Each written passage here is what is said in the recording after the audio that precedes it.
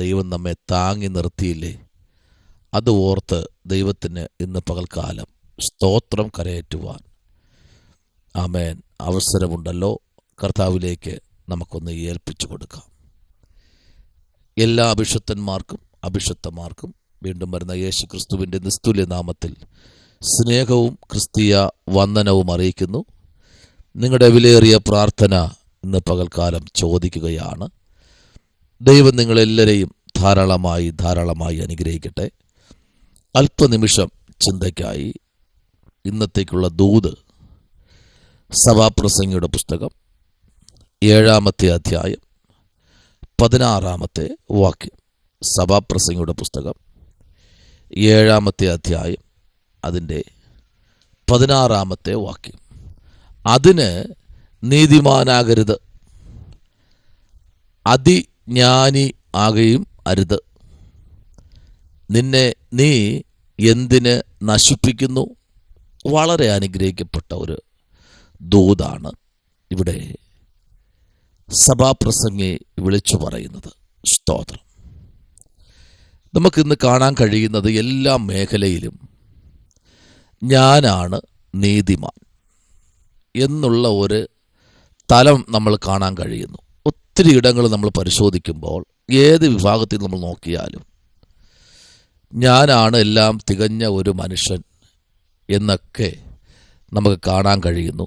എന്നാൽ ഇവിടെ സഭാപ്രസംഗി വിളിച്ചു പറയുന്ന ഒരു കാര്യം, അതിനീതിമാനാകരുത്. സ്തോത്രം.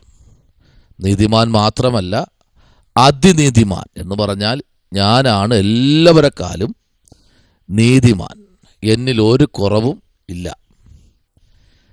ഞാൻ എന്നൊരു പാപം അതാ ഇവിടെ ചൂണ്ടിക്കാണിക്കുന്നത്. നീ എന്തിനാ നശിപ്പിക്കുന്നത്? നിന്നെ തന്നെ നീ എന്തിനാണ് നശിപ്പിക്കുന്നത് എന്ന് ഇവിടെ പറയുന്ന ആ വാക്ക്, പ്രൈസ് ദി ലോർഡ്, എപ്പോഴും നമ്മൾ ചിന്തിക്കേണ്ട ഒരു ഭാഗം, നീതിമാൻ ഒരുത്തനേ ഉള്ളൂ, അത് നമ്മുടെ കർത്താവായ യേശു ക്രിസ്തുവാണ് നമ്മുടെ നീതിമാൻ. എന്നാൽ ഇവിടെ അതിജ്ഞാനി ആകുകയും അരുത്. കാരണം എനിക്ക് എല്ലാം അറിയാം, ഞാനാണ് ഏറ്റവും വലിയ ജ്ഞാനി. എന്നാൽ ബൈബിൾ എന്തു പറയുന്നു? സദൃശ്യാധ്യായങ്ങൾ നമ്മൾ പഠിക്കുമ്പോൾ ശലോമോനെ പറ്റി കർത്താവ് പറയുന്ന ഒരു സാക്ഷ്യം, ശലോമോനല്ലാതെ ഇനി ഒരു ജ്ഞാനി വേറെ ഇല്ല, ഇനി മേലാൽ ഉണ്ടായിരിക്കുന്നതുമല്ല. Price the Lord. അപ്പോൾ അങ്ങനെയാണെങ്കിൽ ഇവിടെ മനുഷ്യൻ സ്വയമേ പറയുക, എനിക്ക് എല്ലാം അറിയാം, ഞാനാണ് ഏറ്റവും വലിയ ജ്ഞാനി. എന്നാൽ ഇവിടെ ആമേൻ 16-ാമത്തെ വാക്യത്തിൽ ലാസ്റ്റ് പറയുന്നത് ഇങ്ങനെയാണ്, നിന്നെ നീ എന്തിന് നശിപ്പിക്കുന്നു? കണ്ടോ, ഈ ഒരു ഭാവം ഉണ്ടെങ്കിൽ ഒരിക്കലും ഉയരാൻ കഴിയത്തില്ല. കർത്താവ് ആഗ്രഹിക്കുന്ന അളവിൽ ഒരു ആത്മീക വ്യക്തിക്ക് ദൈവത്തിൻ്റെ ആ തലത്തിലേക്ക് വളർന്നു കയറുവാൻ കഴിയില്ല. കാരണം അവൻ ദൈവത്തെക്കാളും ജ്ഞാനിയല്ലേ. ദൈവത്തിന് പോലും അവനെ വിടുവിക്കാൻ കഴിയാത്തൊരു തലത്തിലേക്ക് സാഹചര്യങ്ങൾ കൊണ്ടെത്തിക്കും. അതാണ് റോമർക്ക് ലേഖനം അപ്പോസ്തലനായിരിക്കുന്ന പൗലൂസ് ആ ലേഖനം എഴുതുമ്പോൾ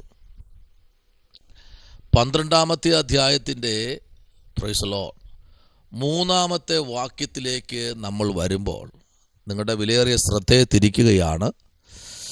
ഈ പ്രഭാതം, ഈ വെള്ളിയാഴ്ച പകൽ നമ്മുടെ ജീവിതത്തിൽ ഒരു വലിയ മിറക്കിൾ സംഭവിക്കണം. അതെ, 12-ാം അധ്യായം 3-ാമത്തെ വാക്യം, ഭാവിക്കേണ്ടതിന് മീതെ ഭാവിക്കാതിരിക്കുക. Price the Lord. ദൈവം അനുവദിക്കുന്ന വിശ്വാസത്തിൻ്റെ അളവ് പങ്കിട്ടതുപോലെ സ്വബോധമാകും വണ്ണം ഭാവിക്കേണ്ടതിന് മീതെ ഞാൻ എനിക്ക് ലഭിച്ച കൃപയിൽ നിങ്ങളിൽ ഓരോരുത്തരോടും പറയുന്നു. സ്തോത്രം. അപ്പോൾ പൗലൂസ് പറയുകയാണ്, എന്താണ്? നിങ്ങൾ ഭാവിക്കുന്നതിന് മീതെ ഭാവിക്കാതിരിക്കരുത്. അപ്പോൾ ചിലതൊക്കെ നമ്മൾ ദൈവസന്നിധി, ചിലതല്ല. ഒരു മനുഷ്യൻ പൂർണ്ണമായും നിമഞ്ജന സ്നാനം എന്ന് പറഞ്ഞാൽ ബാപ്റ്റിസം, സ്നാനം, നിമഞ്ജനം എന്ന് പറഞ്ഞാൽ വെള്ളത്തിനടിയിലേക്ക് ഒരു മനുഷ്യൻ അമർത്തപ്പെട്ട് അവനെ പുറത്തേക്ക് കൊണ്ടുവരുമ്പോഴാണ് അവൻ പുതിയൊരു മനുഷ്യനായി തീർന്നത്. പിന്നെ എന്താ ഭാവം? ആമേൻ. ഒത്തിരി പുസ്തകങ്ങൾ വായിച്ചത് കൊണ്ട് ജ്ഞാനം വർദ്ധിക്കണമെന്നില്ല. ഒത്തിരി വായനാശീലമുള്ളത് കൊണ്ടോ ഒത്തിരി കസരത്ത് നടത്തിയത് കൊണ്ടോ മനുഷ്യൻ ജ്ഞാനിയാകുന്നില്ല. ജ്ഞാനി ഉലകത്തിൽ ഒരാളേ ഉള്ളൂ, ഞാനും നിങ്ങളും സേവിക്കുന്ന സ്വർഗത്തിലെ ദൈവമാണ്.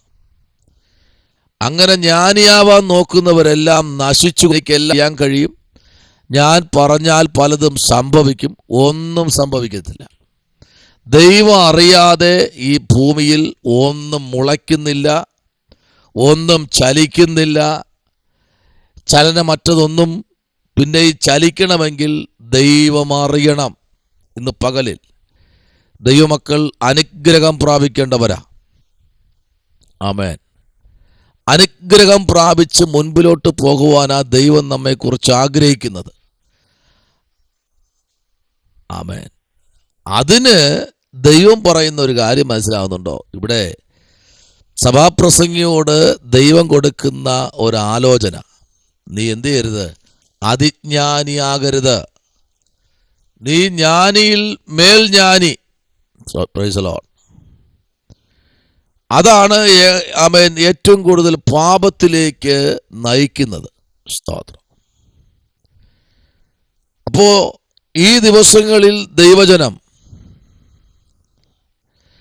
വളരെ ശക്തമായി പ്രാർത്ഥിക്കുന്നവരും ആരാധിക്കുന്നവരുമാകണം. അതാണ് 1-ാം അധ്യായം തുടങ്ങുമ്പോൾ 2-ാമത്തെ വാക്യം പറയുന്നത്, ഹാ മായ എന്ന് സഭാപ്രസംഗി പറയുന്നു. ഹാ മായ, സകലവും മായത്രേ. സൂര്യന് കീഴിൽ ആമേൻ ഉള്ള എല്ലാ പ്രയത്നങ്ങളും എന്താണ്? മായയാണ്. മനുഷ്യൻ എന്തെല്ലാം ചെയ്താലും അതെല്ലാം ഈ സൂര്യൻ്റെ കീഴിൽ മായ. അങ്ങനെയെങ്കിൽ ഇന്ന് പകലിൽ ജ്ഞാനത്തോടെ ഇടപെടുവാൻ, ജ്ഞാനിയാകാനല്ല, ജ്ഞാനി ഒരാളേ ഉള്ളൂ, കർത്താവാണ്. ഇന്ന് പകലിൽ ഇവിടെ 12-ാമത്തെ അധ്യായം നമുക്ക് എല്ലാവർക്കും അറിയാം. സഹോദരന്മാരെ, ഞാൻ ദൈവത്തിൻ്റെ മനസ്സിൽ ഓർപ്പിച്ച് നിങ്ങളോട് പ്രബോധിപ്പിക്കുന്നത്, നിങ്ങൾ എന്തായിരിക്കണം? ബുദ്ധിയുള്ള ആമേൻ ആരാധനയായി നിങ്ങളുടെ ശരീരങ്ങളെ ജീവനും വിശുദ്ധിയും ദൈവത്തിന് പ്രസാദമുള്ള യാഗമായി അർപ്പിപ്പീൻ. അടുത്ത് പറയുന്നത്, ഈ ലോകത്തിന് അനുരൂപമാകാതെ നന്മയും പ്രസാദവും പൂർണ്ണതയുമുള്ള ദൈവഹിതം ഇന്നതെന്ന് തിരിച്ചറിയേണ്ടതിന് മനസ്സ് പുതുക്കി രൂപാന്തരപ്പെടുവീൻ. അടുത്താണ് പറയുന്നത്, ഭാവിക്കേണ്ടതിന് മീതെ ഭാവിക്കാതിരിക്കാൻ. ദൈവം അവനവന് വിശ്വാസത്തിൻ്റെ അളവ് പങ്കിട്ടതുപോലെ സ്വബോധം ആകും വണ്ണം. ആമേൻ. നോക്കൂ, അപ്പോൾ ഈ ദിവസങ്ങളിൽ ദൈവമക്കൾ സ്വബോധമുള്ളവരായിരിക്കണം. എന്ത് പറയണമെന്നോലും അറിയാതെ വല്ലതൊക്കെ വിളിച്ചു പറഞ്ഞ് ദൈവത്തിൻ്റെ മുമ്പിൽ ശാപമേറ്റു വാങ്ങാതെ ഈ വെള്ളിയാഴ്ച പകലിൽ ഈ ആരാധനയുടെ നടുവിലിരിക്കുന്ന ദൈവകുഞ്ഞെ ദൈവത്തിൻ്റെ മുമ്പിലൊന്ന് സമർപ്പിച്ചു കൊടുത്തേ. കർത്താവിന് നമ്മളോട് ഒരുപാട് കാര്യങ്ങൾ പറയാനുണ്ട്. ദൈവത്തിനേക്കാളും ഉയർന്നു പോകാതെ ദൈവത്തെ മുമ്പിൽ താണിരിക്കാൻ നമുക്ക് തയ്യാറാകാം. ഈ വചനങ്ങളാൽ ദൈവം നിങ്ങളെ അനുഗ്രഹിക്കട്ടെ. നമുക്ക് പ്രാർത്ഥിക്കാം. പരിശുദ്ധനായ ദൈവമേ, സ്വർഗ്ഗീയ നല്ല പിതാവേ, അങ്ങയുടെ സന്നിധിയിൽ താണിരിക്കുവാൻ ഞങ്ങളെ സഹായിക്കണം. ഞങ്ങളുടെ അറിവില്ലായ്മയിൽ എന്തെങ്കിലും വന്നിട്ടുണ്ടെങ്കിൽ ദൈവം ഞങ്ങളോട് എല്ലാവരോടും ശ്രമിക്കണമേ. അത്ഭുതം ചെയ്യണം. പ്രാർത്ഥന കേട്ടിരിക്കാൻ സ്തോത്രം. യേശുവിൻ അൻപുള്ള നാമത്തിൽ തന്നെ. ആമേൻ.